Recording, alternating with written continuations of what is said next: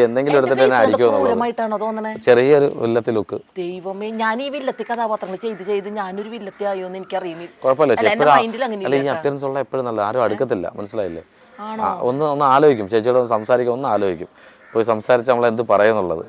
ഇനി എന്തായാലും വളരെ സന്തോഷം ചേച്ചി, എന്നോട് ആരും സംസാരിക്കാൻ വരാത്തല്ലേ? ഇല്ല, സംസാരിച്ചു കഴിഞ്ഞ പിന്നെ എന്നെ ഇവിടെ ചേച്ചി ഞാനിപ്പോ അവിടെ വെച്ച് കണ്ടപ്പം ഞാൻ മനസ്സുകൊണ്ട് പ്രാർത്ഥിച്ച്, പടച്ചവനെ ഇവരെ കണ്ടിട്ട്, ഞാൻ കണ്ടപ്പം പറഞ്ഞതാ, പടച്ചവനെ ഇവരെ കണ്ടിട്ട് ഇനി എങ്ങനെ പ്രതികരിക്കുമെന്ന് എനിക്ക് അറിയത്തില്ല. ഞാൻ പൊലപ്പിക്കൊണ്ടാ പോയത്.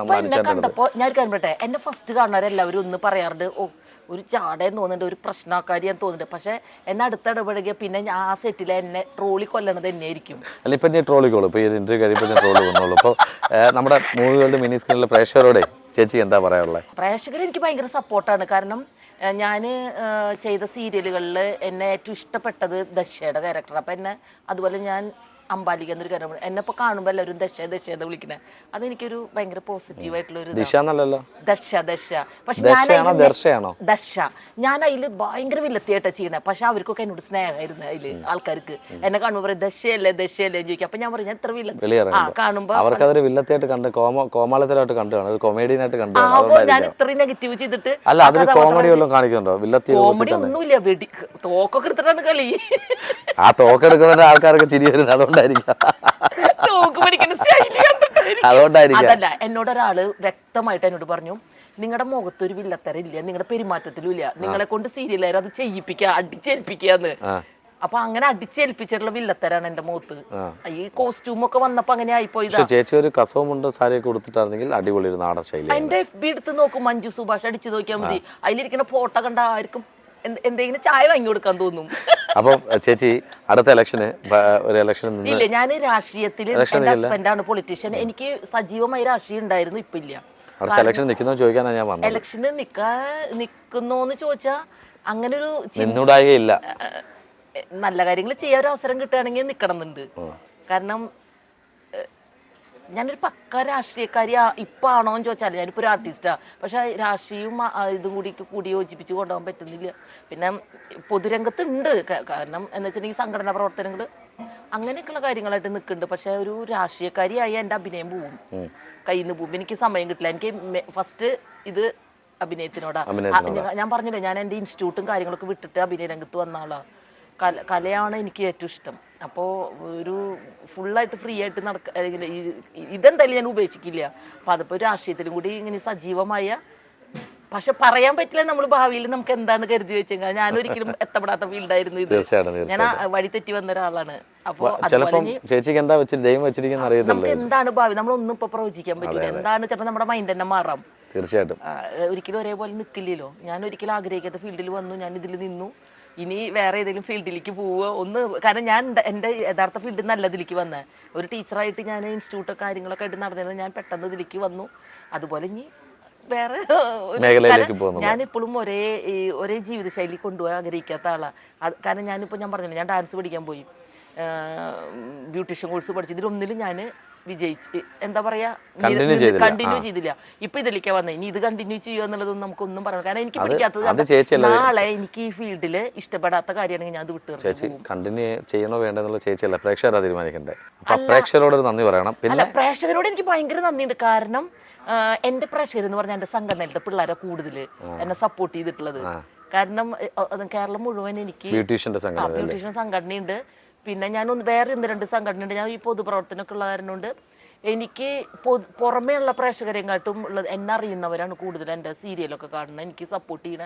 പിന്നെ എനിക്ക് കോസ്റ്റ്യൂം വരെ ഒരു കൊണ്ടുവന്ന് തരാറുണ്ട് ഇടാൻ വേണ്ടിട്ട്. സാരികളൊക്കെ എനിക്കത് തുറന്നു പറയുന്നുണ്ട്, വിഷമമൊന്നുമില്ല. കോസ്റ്റ്യൂമിലാണ് ഏറ്റവും കാശ് പോകണം. പക്ഷെ എന്നോടുള്ള സ്നേഹം കൊണ്ട് എൻ്റെ സംഘടനയിലെ പിള്ളേർ 10-20 സാരിക്ക് ഒരു മാസം എനിക്ക് കൊണ്ടുവന്നു, എന്നിട്ട് ഞാൻ അത് കൊടുത്തിട്ട് തിരിച്ചു കൊടുക്കും. അപ്പൊ അത് എന്നോടുള്ള സ്നേഹം കൊണ്ടല്ലേ. പിന്നെ ഈ സംഘടനയിൽ എനിക്ക് കൂടുതൽ മെമ്പർഷിപ്പ് കിട്ടിയത് ഞാൻ ആർട്ടിസ്റ്റായി വന്നതിന് ശേഷം. കാരണം അവർക്ക് അവരുടെ സംഘടനയുടെ പ്രസിഡന്റ് ഒരു ആർട്ടിസ്റ്റ്, കലാരംഗത്താന്ന് പറയുന്നത് അവർക്കൊരു സന്തോഷമായിട്ടാണ് എനിക്ക് അതിൽ നിൽക്കുന്ന പലരെയും തോന്നിയത്. അതുകൊണ്ടാണല്ലോ അവരെനിക്ക് ഇത്രയും സപ്പോർട്ട് ചെയ്യുന്നത്. തീർച്ചയായിട്ടും ഇനി ആ സപ്പോർട്ട് ഉണ്ടാവട്ടെ ചേച്ചി. അതുപോലെ തന്നെ നമ്മുടെ പ്രേക്ഷകരുടെ സപ്പോർട്ട് ഉണ്ടാവും. പിന്നെ എന്റെ പരിചയമില്ലാത്ത ആൾക്കാരും എനിക്ക് മെസ്സേജ് ഒക്കെ അയക്കാറുണ്ട്. അതാണല്ലോ പ്രേക്ഷകർ എന്ന് പറയുന്നത്. നല്ല സപ്പോർട്ട്. ഞാൻ നമ്മൾ അറിയുന്നവർ മാത്രം പ്രേക്ഷകരാക്കാൻ പറ്റുമോ? അല്ലേ? സാധാരണ നെഗറ്റീവ് കഥാപാത്രം ചെയ്യുന്നവരെല്ലാവർക്കും ഒരു കാര്യം ചോദിച്ചോട്ടെ, അറിയുന്നവർ മാത്രം പ്രേക്ഷകരാകാൻ പറ്റുമോ? അറിയാത്തവരാണ് പ്രേക്ഷകർ, അറിയുന്നവർ പ്രേക്ഷകരല്ല. എന്നെ കാണുമ്പോ എന്താ പറയാ, എന്നോട് അത്ര ഒരു എന്നോട് അടുത്തിടപെടാറുണ്ട്. കാരണം അടുത്ത് വരുമ്പോ എന്നെ അങ്ങനെ ഒരു ക്രൂരായിട്ട് തോന്നാറില്ല. അല്ല, ഞാൻ ഫേസ് കണ്ടിട്ട് പറഞ്ഞു. എന്നോട് ആദ്യമായിട്ട് ഒരാൾ പറഞ്ഞ എന്റെ ഫേസ് ക്രൂരമായ ഫേസ് ആണ്. അതൊരു പോസിറ്റീവ് സെൻസിൽ എടുത്താൽ മതി കേട്ടോ. ഇനിയും എന്തായാലും വളരെ സന്തോഷം. ഇനിയും ചിരിച്ചിരിക്കണ എന്റെ ഫോട്ടോ ഞാൻ എപ്പോഴും ചിരിച്ചോണ്ടാ നടക്കാറ്. ഒരിക്കലും എന്റെ മുഖത്ത് ക്രൂരത ഇല്ല, എന്റെ മനസ്സിലും ഇല്ല.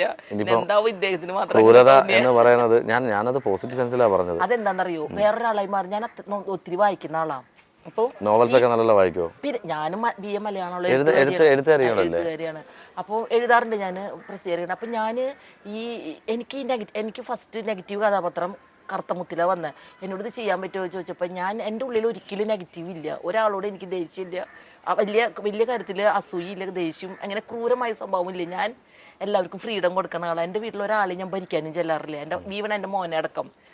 അപ്പോൾ അങ്ങനെയുള്ള എനിക്ക് ഇങ്ങനെ ആവാൻ പറ്റണമെന്ന് എന്നോട് പലരും ചോദിക്കാറുണ്ട്. അത് എൻ്റെ വായനയുടെ ഗുണമാണ്. അത് ആക്ടിംഗ് കൂടല്ലേ, അതൊരു കഴിവല്ലേ? അത് കഴിവെന്ന് പറയാം. ഞാൻ നമ്മൾ വേറൊരാളായി മാറുക. ആ സമയത്ത് മഞ്ജു എന്നുള്ള ഒരാളെ ഞാൻ മാറ്റി നിർത്തി. ഞാൻ മഞ്ജു അല്ല.